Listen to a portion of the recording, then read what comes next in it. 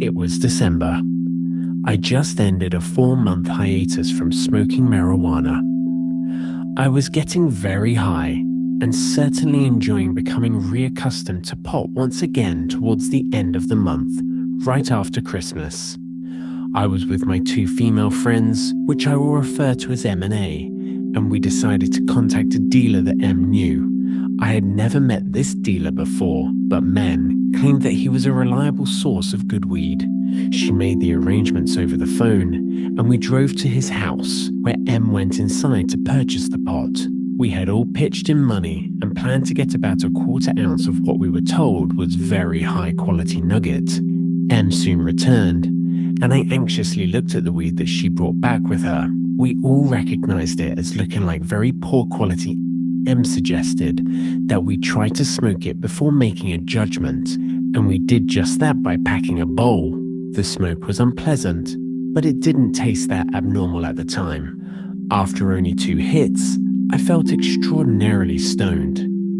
This was reminiscent of a very, very deep and sedative indica high, but it was on a much different level. I was extremely sedated, and my motivation to do anything other than sit in position in the car was completely gone. Everyone was eerily quiet and seemingly irritable when we went to split the weed up at A's house. Since I was on a seasonal vacation from school, I decided to spend the next few days laying around the house and smoking my newly acquired pot. The main odd thing that I had noticed at this point was that I was getting very, very high, more so than I had ever been before, and I'd been smoking weed consistently since I was 14 years old. I also had lost the ability to fake being sober while on it. It was painfully obvious that I was inebriated when I walked around my house. Since I had just ended a relatively long pot break, I still wasn't fully adjusted to being high again, so I attributed this overwhelming stoning to not having any tolerance. I also had almost forgot what it was like to be ordinarily high, which commonly happens when you take a break for long enough. Soon came New Year's Eve. I was staying at A's house with M again. We plan on celebrating the arrival of the new year in the typical fashion of getting very drunk and very stoned. Upon arriving, we all began to smoke a bowl. 1 bowl of this weed was more than enough, and none of us needed to continue. One of the many differences between this and ordinary weed was that you can get high enough and be very sure of when you are at this level. Soon, we began drinking hard liquor. I drank a few cups of vodka and wine and began to feel drunk. We decided to go and smoke more weed. We had smoked a lot this time, a few bowls. After finishing this, I was very fucked up. We all seemed to be. We sat down in silence at a table in A's basement. Several of our friends soon arrived at A's basement door. They were having a party near her house, and they wanted to join us. The first thing that one of them said to me was, "Man, you look dead." As they sat down and talked, I suddenly lost the ability to move my mouth. I literally could not move it. Soon my entire body was numb and my stomach was in intense agony. This hit me out of nowhere. This was followed by an extreme ringing noise in my ears. I got up to go to the bathroom, and walking was nearly impossible. My entire body was numb. I stumbled in a stupor to the bathroom. It was very much like walking when very fucked up. In course it ends, but even more debilitating. I walked into the bathroom and kneeled down on the floor for a few seconds, but then decided that I needed to go back. For some reason, I walked back to the table and somehow managed to sit down. Soon, my vision became completely grayscale and then strobed. This became horrifyingly intense, and I absolutely had to lay my head down. Soon, my vision was entirely black as I laid there. My stomach felt worse than it ever has in my entire life. My eyes were involuntarily oscillating. I was sure that I was going to die. I thought about what my parents would think when they found out that I had died from a drug overdose. This seemed to last a very long time. I wanted desperately to tell someone to take me to a hospital, but I was completely paralyzed. I could not move. Then suddenly I came back into consciousness. The stomach pains lessened, and I propped my head up. I was still unsure of what had just happened, but I now knew that this was definitely not ordinary weed. Soon, the other friends left, except for one. I will call him R. We all went outside to smoke a cigarette, and M wanted to smoke another bowl. I did not join in this time. I started talking to M about how unusual and disassociating this weed was, and she actually had told me that she suspected that it was laced the day after we had purchased it. She still persisted to smoke it. Though being the uninhibited person that she tends to be, our friend R said he would take a hit to see what he felt. He took a small one, but claimed to feel very disassociated and very stoned. Throughout the rest of the night, we discussed the possibility of the weed being laced. I felt very oddly disassociated at times. My surroundings felt surreal, and I was well disassociated at one point in the night. While we sat outside, I felt somewhat euphoric on the very detached calm down. All of our friends had noticed how extremely pale we had become. It was very obvious. I quickly came to the conclusion, after reading much information, that it was laced with PCP. M was extremely skeptical of this and continued to deny that it was laced with PCP. For nearly a month, I hid what I had left of this weed in my closet while M continued to smoke it. A few weeks later, I had not smoked since the New Year's incident, and I was in the middle of a confusing and mentally draining situation with my girlfriend at the time. I was very stressed out, and I had made a mistake that I would regret for the rest of my life. I smoked more of the weed.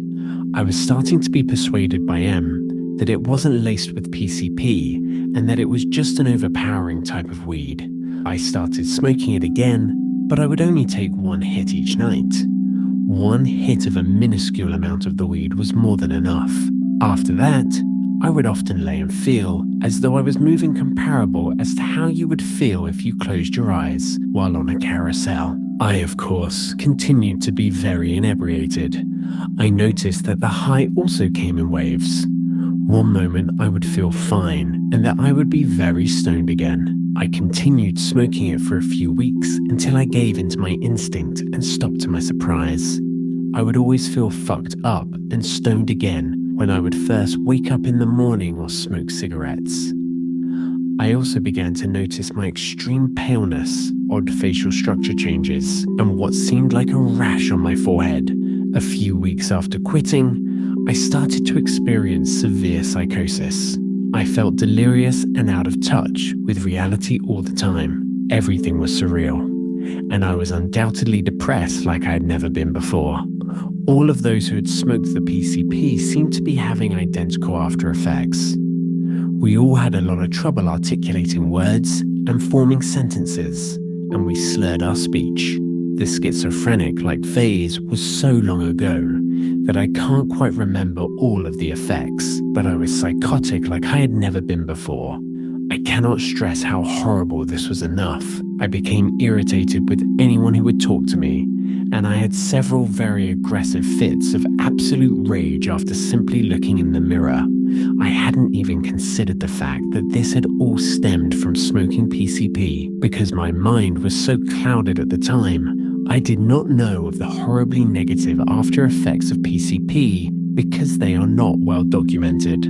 When I would wake up from sleep, I would feel very stoned again, and it was as though my dream hallucinations lingered on for a while.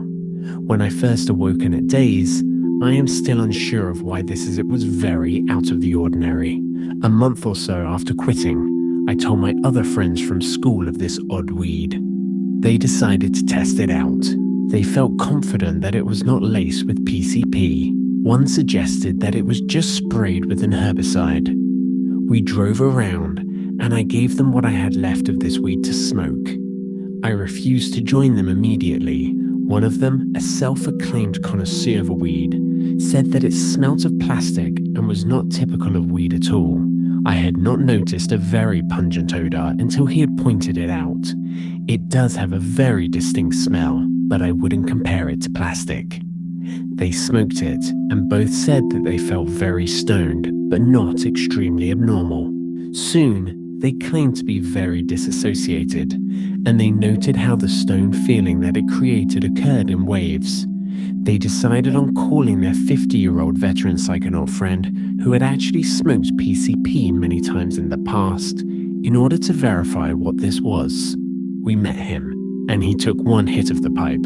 He said that it was, without a doubt, PCP, and that we were in for the mental hell of our lives. Soon thereafter, these two friends stumbled onto the source that the dealer got this weed from, and further verified that it definitely is PCP. Both of them also persisted on smoking more of it for a while. It has now been 6 months since I stopped smoking PCP. Although it is easy to blame my problems of the present on a drug, I know that my life has been partially ruined by it. My skin and appearance is much different. I am clinically depressed and fatigued to the point where I can barely function at times, and I am very, very irritable, cynical, and aggressive. I used to be such a passive and easygoing guy.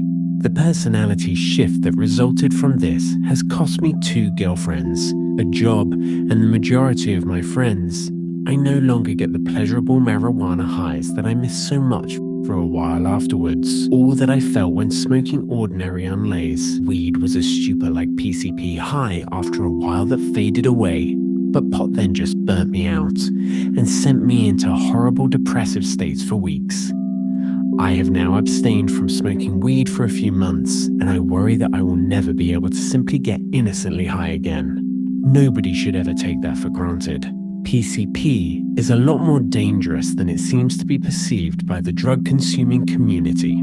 It does not inspire you to go on psychotic rages when high on it, but the schizophrenia and the fucking mental health that it can induce very well could the after effects on many brain chemicals, hormones, and your body can be permanent, and it is neurotoxic.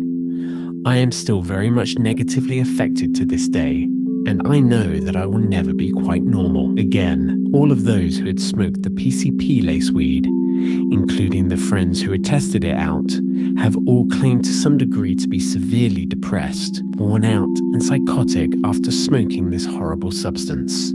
I have also personally noticed that everyone involved in smoking it seemed to have very similar and damaging after effects. My weed was laced with PCP. It does happen, and it is not a myth. I have since found out that PCP is one of the easier chemicals to make. It is very economical to spray PCP on dirt weed and sell it as high quality for 5 to 6 times its original value. Be careful when habitually using this chemical, as it will put you through a hell that many will not be mentally strong enough